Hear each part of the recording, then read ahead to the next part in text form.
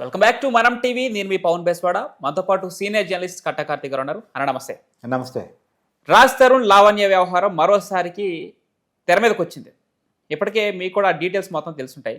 నేపథ్యంలో లావణ్య ప్రజెంట్గా రాజ్ తరుణ్ ఇంట్లోనే ఉంటుంది, కోకాపేటలో ఉన్నటువంటి పల్లవి బ్లౌడ్ సంబంధించిన ఒక ఫ్లాట్లో. అయితే ఇది రాజ్ తరుణ్కి సంబంధించింది, మా ఆస్తి అంటూ రాజ్ తరుణ్ పేరెంట్స్ నిన్న ఆ ఇంటి ముందు బైఠాయించడం జరిగింది. లావణ్యనేమో ఈ ఇంటి నిర్మాణంలో నాకు కూడా భాగస్వామ్యం ఉంది, ఈ ఇంటి నిర్మాణం కోసం 80 లక్షలు నేను కూడా ఖర్చు పెట్టానంటూ లావణ్య చెప్తూ ఉంది. ఆ తల్లిదండ్రులను లోపల రానియకుండా అడ్డగించడం జరిగింది. బైఠాయించారు వాళ్ళు. వాళ్ళ వెంట కొంతమంది మహిళలు ఒక 15 మంది వరకు వచ్చి నన్ను ఫిజికల్గా కూడా నా మీద అటాక్ చేయడం జరిగిందని లావణ్య పెద్ద ఎత్తున ప్రచారం చేసింది. నిన్న ఇది మీడియాలో నిన్న హల్చల్గా జరిగింది. అసలు ఈ వివాదం కొలిక్కి రాదా ఏంటి? ఆ డాక్యుమెంట్స్ ఎవరికి సంబంధించింది, ఎవరి దగ్గర ఉన్నాయి? ఆ ఇల్లు నిజంగానే రాజ్ తరుణ్కి సంబంధించిందా? నిజంగానే లావణ్య ఒకవేళ రాజ్ తరుణ్ భార్య అయినా కూడా రాజ్ తరుణ్ పేరెంట్స్గా వారికి ఆ ఇంట్లోకి పోయే హక్కు ఉందా లేదా ఏంటి? పుష్ప 1 మంచి హిట్ అయింది. పుష్ప 2 వచ్చాక అంతకన్నా పెద్ద హిట్ అయింది. ఓకే. ఇప్పుడు లావణ్య రాజ్ తరుణ్ ఫస్ట్ ఎపిసోడ్ పెద్ద హిట్ అయింది, సిరీస్ ఆఫ్ ఎపిసోడ్స్. మళ్ళీ సెకండ్ సీజన్ వచ్చింది. సహజంగా ఫస్ట్ సీజన్ సెకండ్ సీజన్ అంటారు కదా. ఇప్పుడు సెకండ్ సీజన్ అంతకన్నా పెద్ద హిట్ అవుద్దా లేదా? ఎందుకంటే మొన్నటిదాకా మంచి మనోజు మంచి ఫ్యామిలీ ఎంటర్టైన్మెంట్ అయిపోయింది, కొద్దిగా సర్దుమనినట్టుంది. అది కూడా అప్పుడప్పుడు సీజనల్గా వస్తూ ఉంది. తర్వాత మొన్నటిదాకా అఘోరి ఎపిసోడ్ అది కూడా కంటిన్యూ అవుతున్నట్టుంది. ఇప్పుడు Aghori episode versus Lavanya Raj Tarun episode social మీడియాకి పండగ. అంటే వీళ్ళు సీజన్ ఒక ఎవరన్నా వీళ్ళు దత్తత తీసుకున్నారా? ఈ సీజన్ మేము చూసుకుంటాం, ఈ సీజన్ మేము చూసుకుంటాం అని చెప్పి. అంటే సహజంగా పెద్దవాళ్ళ కుటుంబాల్లో వివాదాలు 4 గోడల మధ్య ఉండే బయటికి రాకపోయే ఒకనాడు. బయటికి వస్తే పరువు తక్కువ అనుకునేవాళ్ళు. ఆ పరిస్థితి నుంచి రోడ్డు మీదకి వచ్చి కొట్టుకునే పరిస్థితిలోకి వచ్చేసారు. ఓకే. మంచి కుటుంబం ఎలా కొట్టుకుంటుందని చూసాం కదా.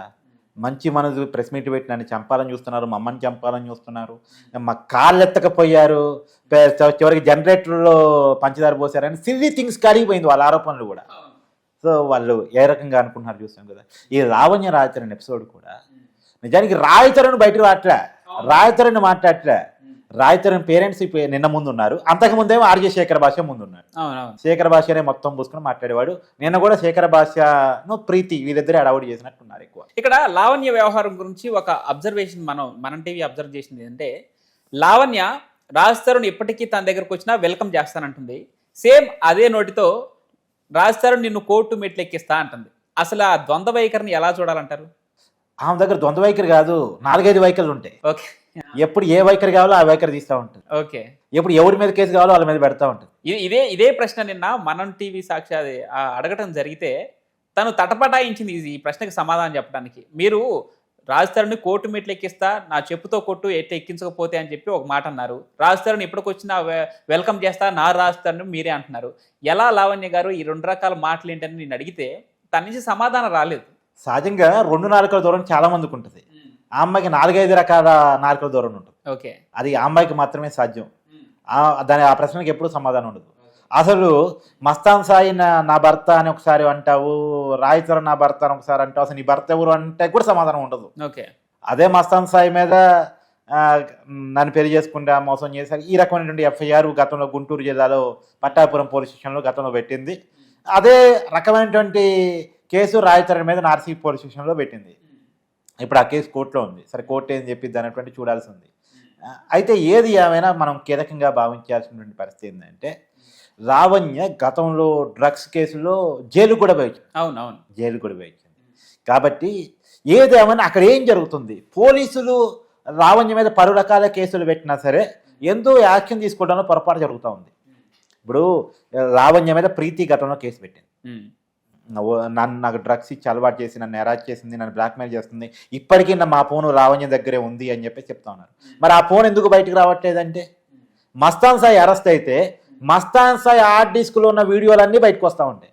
మనం బయాస్డ్గా వెళ్లకుండా ఏది ఒక సైడే మనం తీసుకోకుండా 2వ వర్షన్ కూడా తీసుకోవడం జరిగింది. వాళ్ళ పేరెంట్స్ని మనం అడగడం జరిగింది, మీరెందుకు ఇన్ని రోజులు ఈ గొడవ జరిగినా కూడా వాళ్ళిద్దరు లివిల్లో ఉన్నారని తెలిసినా కూడా వాళ్ళిద్దరి మధ్య విడిపోవడం జరిగింది, ఆమె డ్రగ్స్ కేసులో అరెస్ట్ అవ్వడం జరిగింది, ఇవన్నీ తెలిసి మీరు ఇన్ని రోజులు ఇంటి దగ్గరికి ఎందుకు రాలేదని వాళ్ళ తండ్రి గారిని ప్రశ్నించడం జరిగింది మనం టీవీ.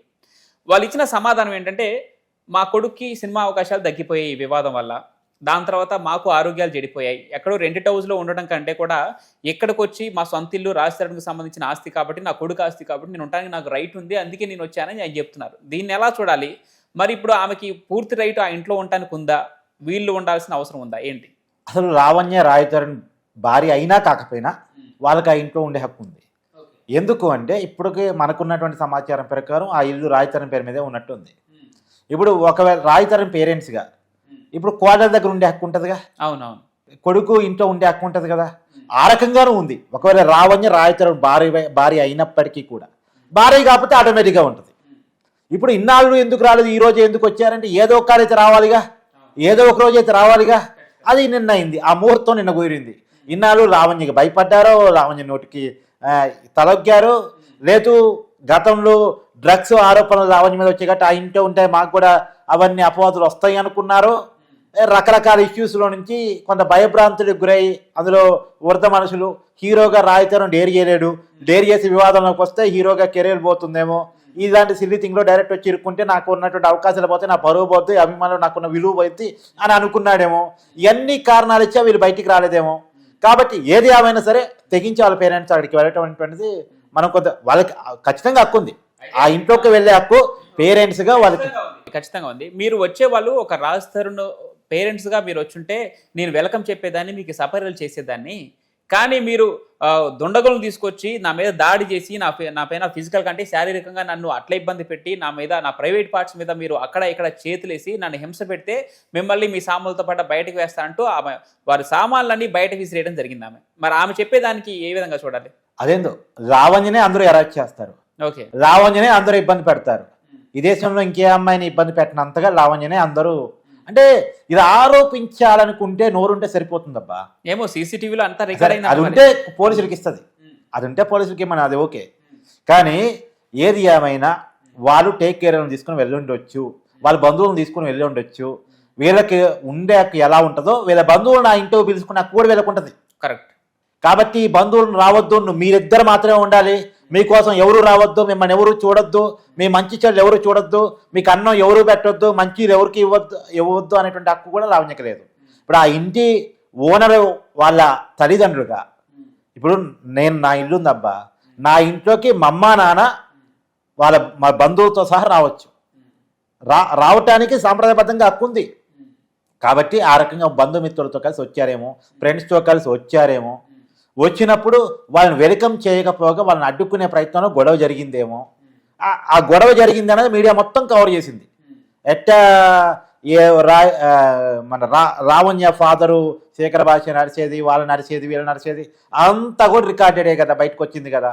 ఇప్పుడు ఒక విషయం చాలా క్లియర్గా ఉండాల్సింది ఏంటంటే అసలు లావణ్య ఇన్నాళ్ళ పాటు అత్తామామని ఎందుకు ఇంట్లోకి ఆహ్వానించలేదు, రెంట్ ఇంట్లో ఉంటున్నప్పుడు ఎందుకు రమ్మని అడగలేదు, వీళ్ళు ఎందుకు రాలేదు ఇన్నాళ్ళు అని ఎట్లా అడగలుగుతున్నామో. వీళ్ళు భయంతో రాలేదేమో, వృద్ధాప్యంలో ఉన్నారు కాబట్టి రావడానికి వెనక ముందు ఆడి ధైర్యం తెచ్చుకున్నాక వచ్చారేమో. కానీ తను పిలవాల్సిన బాధ్యత ఉంది కదా. ఒకవైపు రాయతరుణ్ కావాలి అంటే, రాయతరుణ్ నా భర్త అంటే ఆ ఇంట్లో వాళ్ళ అత్తామామని చూసుకోవాల్సిన బాధ్యత, వాళ్ళ ఆపరేషన్ చేయించుకున్నప్పుడు తోడుగా ఉండాల్సిన బాధ్యత కోడలుగా తనకు ఉందా లేదా? తన బాధ్యత తను నెరవేర్చకుండా పైగా వచ్చిన వాళ్ళ మీద అబండాలేసి ముసలి వాళ్ళని రోడ్డు మీద కూర్చోబెట్టి ముసలి వాళ్ళని గడప ముందు కూర్చోబెట్టడం ఏ రకంగా చూడాలి? రెండోది అదే లావణ్య మీద నార్సింగ్ పోలీసులు అనేక కేసులు నమోదైతే ఎందుకు కేసులు ముందుకు పోవట్లేదు? రైట్, అనేకమైన కేసులు. ఇదే లావణ్య పేరెంట్స్ గతంలో నాకు గుర్తుంది మాదాపూర్ పోలీస్ స్టేషన్ అంటారు, మాదాపూర్ పోలీస్ స్టేషన్లో కేసు పెట్టారు. మా ఇంటికి వచ్చి నైట్ పూట మమ్మల్ని ఇబ్బంది పెట్టే ప్రయత్నం చేసింది, మాకు భయం వేసింది అని చెప్పేసి. మరి ఎందుకు ఆ కేసు ఇంతవరకు ముందుకు కదలలేదు? నార్సింగ్ పిఎస్లో ప్రీతి లావణ్య మీద పెట్టిన కేసు ఎందుకు ముందుకు కదలలేదు?